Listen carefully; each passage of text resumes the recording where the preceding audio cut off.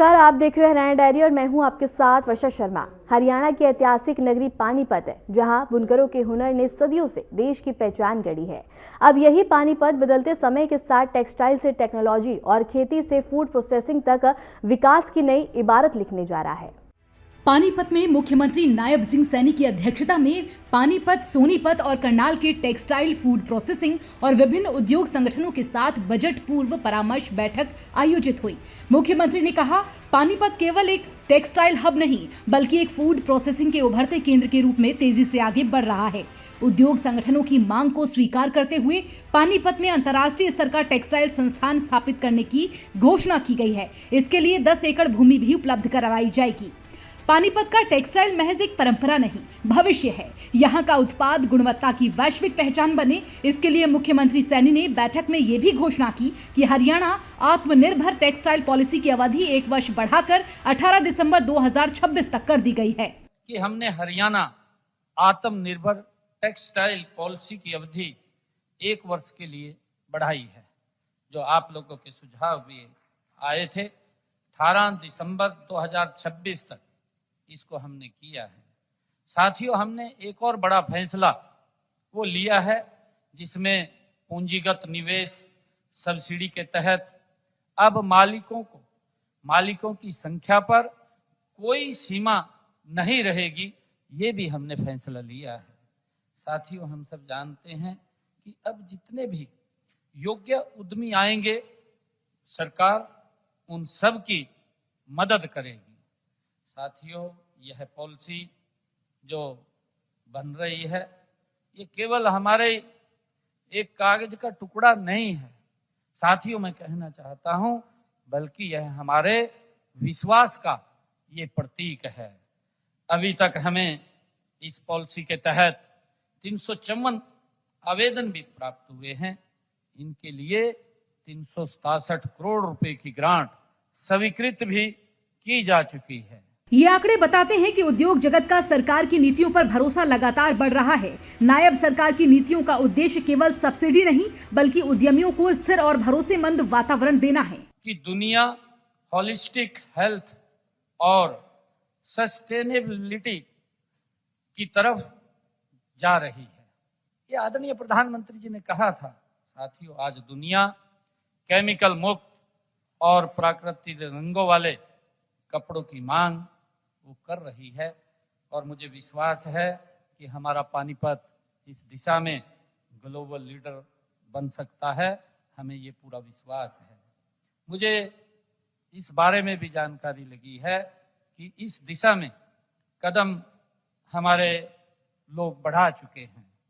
अब केवल पारंपरिक काम ही नहीं साथियों, बल्कि वेस्ट टू वेल्थ और पेट टू फाइबर तथा एंटी बैक्टीरियल टॉवल्स जैसे नए प्रयोग हम कर रहे हैं।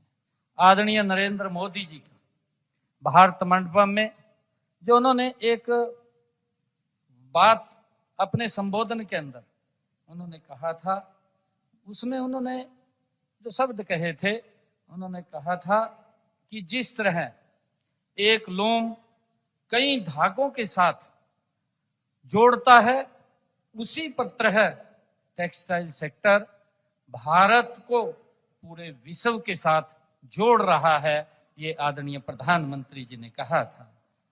साथियों, देश के यशस्वी प्रधानमंत्री आदरणीय नरेंद्र मोदी जी ने टेक्सटाइल सेक्टर के लिए 5F की भी बात उन्होंने उसका मंत्र दिया था, वो भी शायद हम सब जानते हैं, और जिसका अर्थ था 5F का कि फर्म टू फाइबर और फाइबर टू फैक्ट्री और factory to fashion, fashion to form. ये आदरणीय प्रधानमंत्री जी ने अपने 5F के जो मंत्र दिया था, उन्होंने कहा था।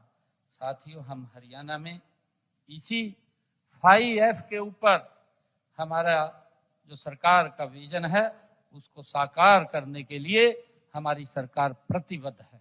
Made in India, made in Haryana अब सिर्फ टैग नहीं होंगे, ग्लोबल क्वालिटी की पहचान बनेगी।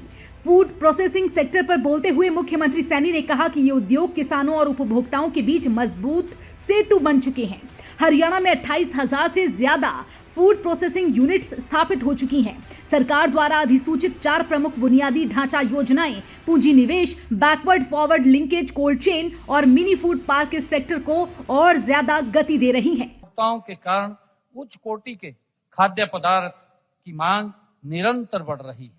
साथियों, इस मांग को पूरा करने के लिए खाद्य प्रसंस्करण उद्योग को और अधिक व्यापक बनाने की आज आवश्यकता है। साथियों, क्योंकि यही उद्योग हमारे जो खाद्य पदार्थों को लंबे समय तक खराब होने से वो बचा सकता है। आज देश में फूड प्रोसेसिंग उद्योग बढ़ाकर लगभग 35 लाख करोड़ रुपए तक ये पहुंच गया है। हम सब इस बात को जानते भी हैं। यह वर्ष 2032 तक ये बढ़ करके लगभग 73 लाख करोड़ रुपए ये हो जाएगा, वहां तक पहुंच जाएगा। और इसलिए इस उद्योग में निवेश व विकास की व्यापक संभावनाएं हैं। यह सब्सिडी ए व बी ब्लॉक में 2.5 करोड़ रुपए और लगभग सी डी ब्लॉक में ये 3 करोड़ 50 लाख रुपए तक दी जाती है। रेफर व्हीकल्स, हम सब जानते हैं कि रेफर व्हीकल और किसी अन्य चल बुनियादी ढांचों के लिए सहायता पूंजी निवेश का 50% और जो कि प्रत्येक परियोजना के लिए यह 50 लाख रुपए तक ये होता है। साथियों, तीसरी योजना में हमारे एकीकृत कोल्ड चेन एवं वैल्यू एडिशन इंफ्रास्ट्रक्चर पर भी सब्सिडी दी जाती है। परियोजना लागत पर 35% के से लेकर के जो 45% तक सब्सिडी ये प्रदान की जाती है।